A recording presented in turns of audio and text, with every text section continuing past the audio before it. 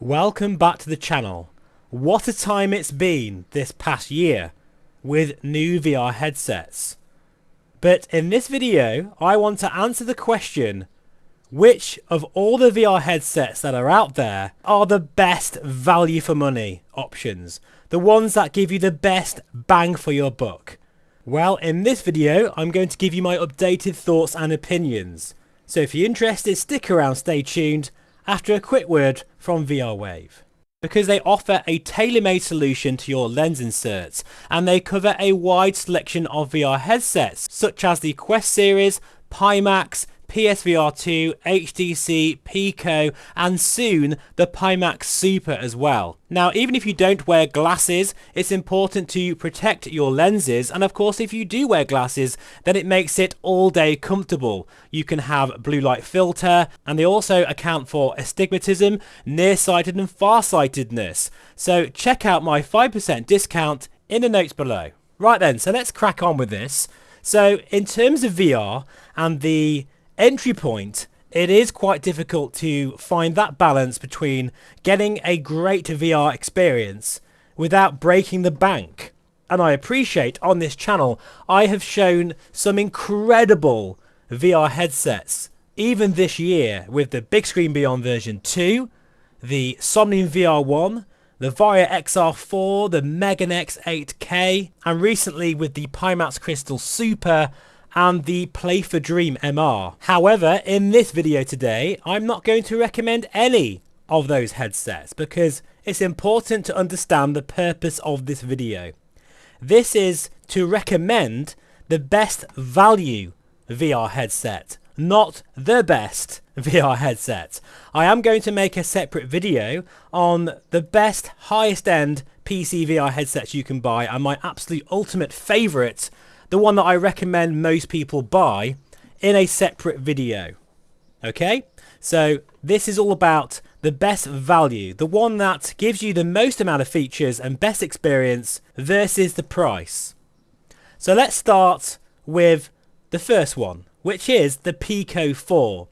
I personally would pick this even over the Quest 3S, simply because it has a higher resolution at 2160 per eye, but more crucially it has pancake lenses, which are far better since you don't have a small sweet spot. Although the sweet spot isn't as good as other pancake lenses, it's still pretty damn good, as is the comfort. The great thing about the Pico 4 is you don't need to buy a separate strap with it because the one it comes with feels great for long sessions. There's also very nice controls with it, as you can see here. And the overall quality of the headset is very nice indeed, especially for that price point. It did try and take on the Meta Quest 2 at the time and actually beat it. But with the Quest 3, which we'll come on to in a second, well, I must admit, it does leave a lot to be desired with those lenses. But overall, actually, the Pico 4 is a very good value option. And one thing this does not have that the Quest 3 does, and that is screen door effect. The Pico 4, as I say, with its high resolution and better arrangement of the pixels, well, the screen door effect is not so much of an issue. I'm glad to say it also is compatible with virtual desktop as well, so you get all the benefits of SSW, the VDXR integration and motion smoothing. And as you know from this channel, I am a massive fan of motion reprojection when it works correctly. And virtual desktop is up there as the best.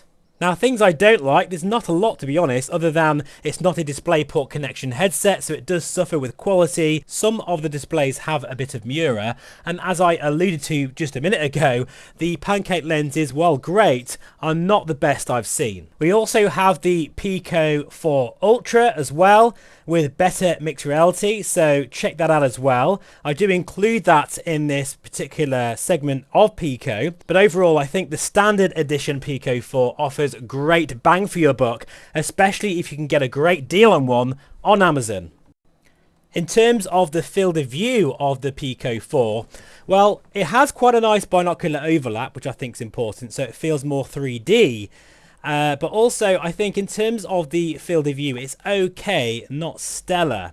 I can't remember my actual numbers, but The overall round feeling of the Pico 4 makes it feel very comfortable on the eyes, and it's not like you don't feel like you're looking through binoculars like some headsets. It kind of feels like a small mask in terms of its layout. Right, the next one, and by the way, this isn't a list, so that's my first recommendation. The next one is actually something that's really surprised me.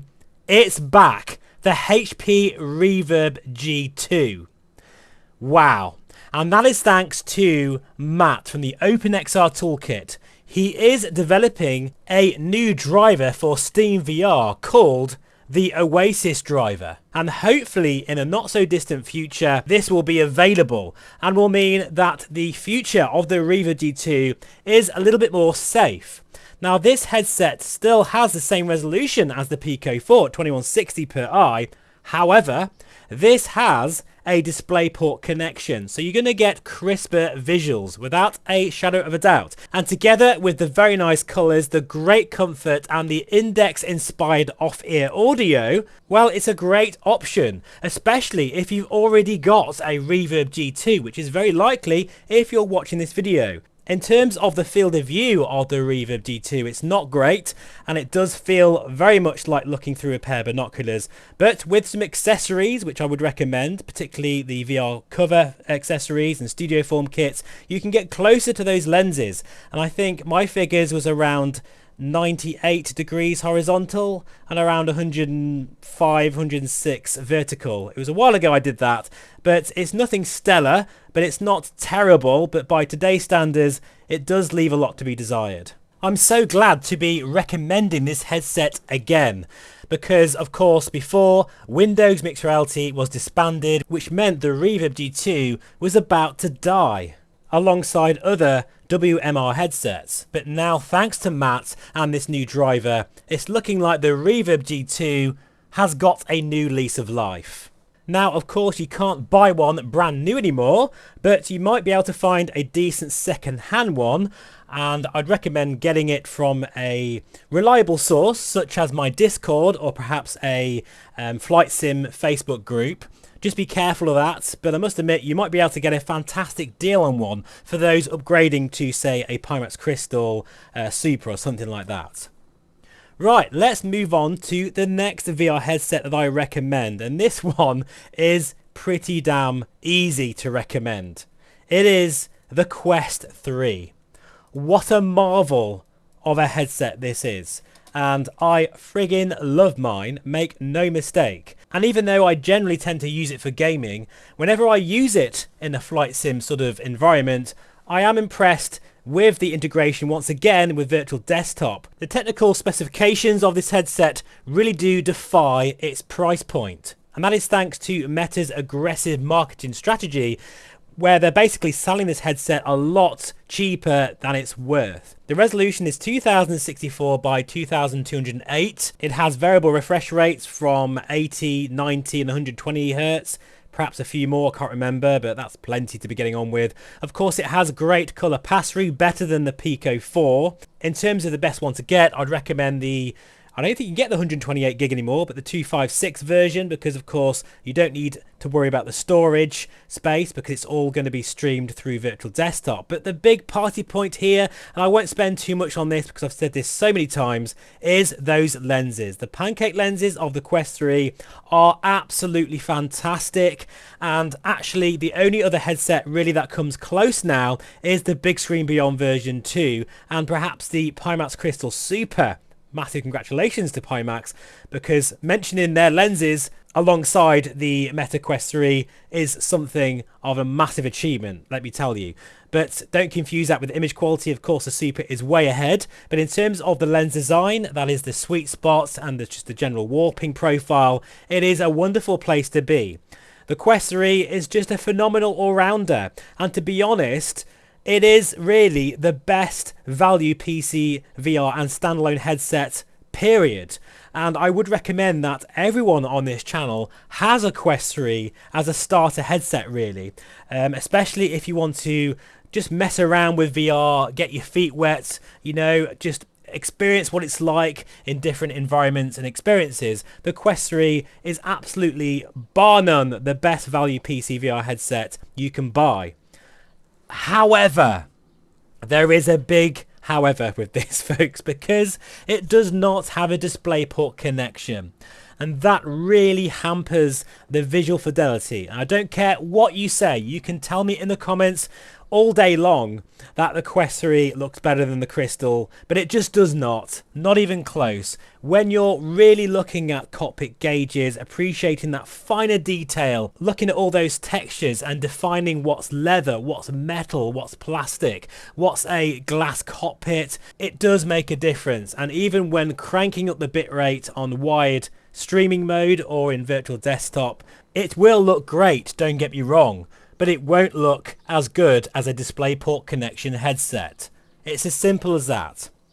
Also, I think there is screen door effect in the Quest 3, especially when you're picky like me. That is mainly due to the way Meta canted the lenses to get a better field of view.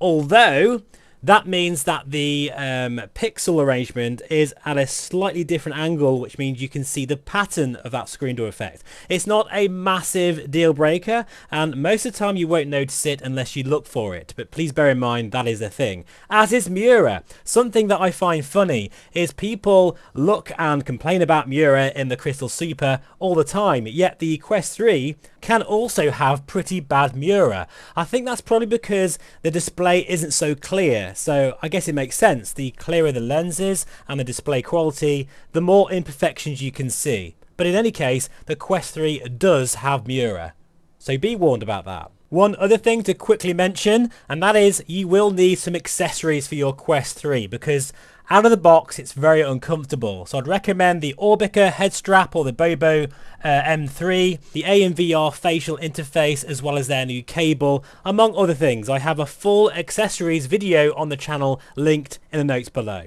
But overall, even though I've said all those things, the Quest 3 is the best value PCVR headset and standalone device that you can probably get in 2025 still, unless you want the best value visual quality coupled with a great flight simulation experience for the least amount of money.